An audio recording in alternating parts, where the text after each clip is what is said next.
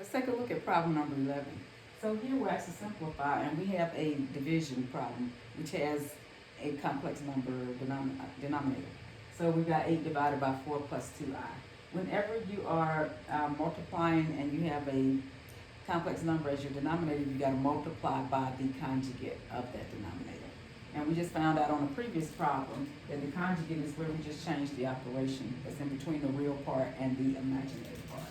So in order to divide this problem, I've got to multiply. What do I multiply by? The conjugate of 4 plus 2i, which is 4 minus 2i, over itself. And this is the problem that we're going to be doing. So I've literally got to multiply 8 times this, and then 4 plus 2i times 4 minus 2i. So let's go ahead and get that work started. So 8, and let me go ahead and put parentheses around this. This might help you to realize what we're doing. We're just multiplying.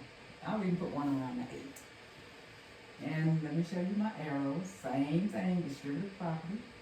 8 times 4 gives me 32.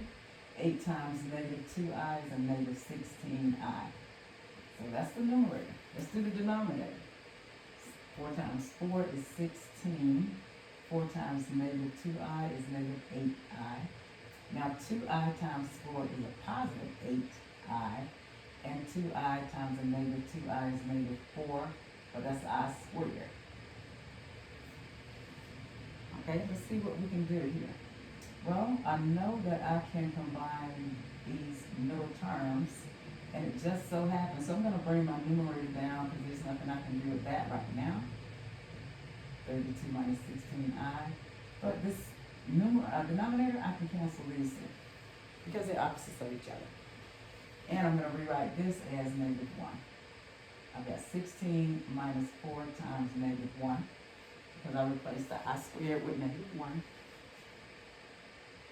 So let's look, we've got our top, our numerator is still 32 minus 16i.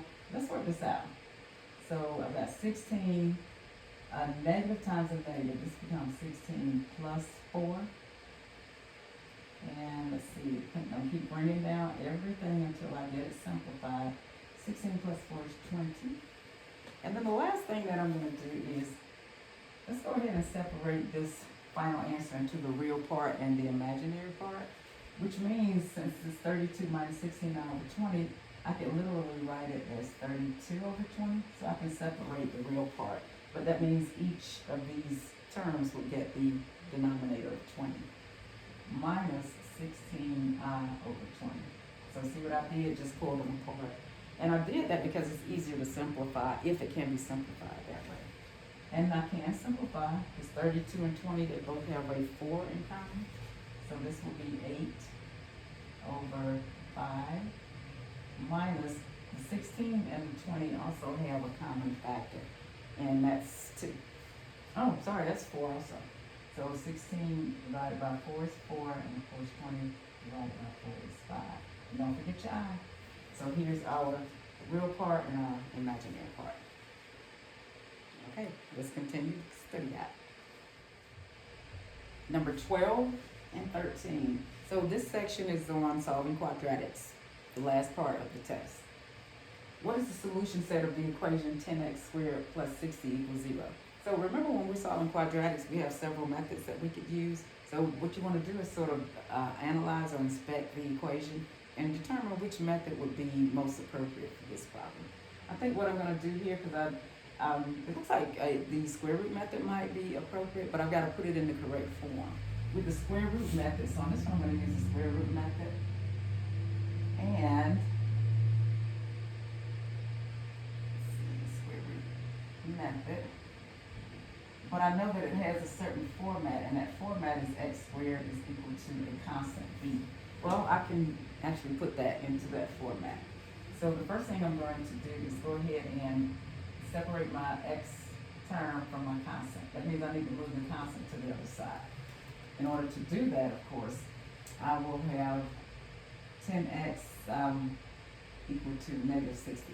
Let me show you how I got that. Since it is 10x squared, which is squared, plus 60, the inverse of plus 60 is minus 60. And whatever you do to one side, we all know you have to do it to the other side because these are equations. So this cancels and I can bring down what's left, which is 10x squared on this side and negative 60 over here. So now it looks like this. It's in this format.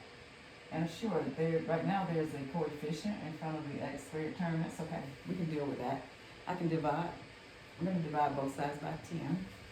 So divide by 10, divide by 10. Now I've got it looking like this.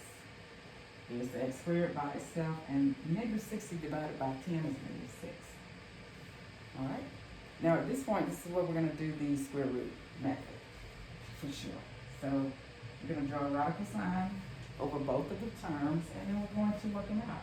Remember, a square root cancels out a square.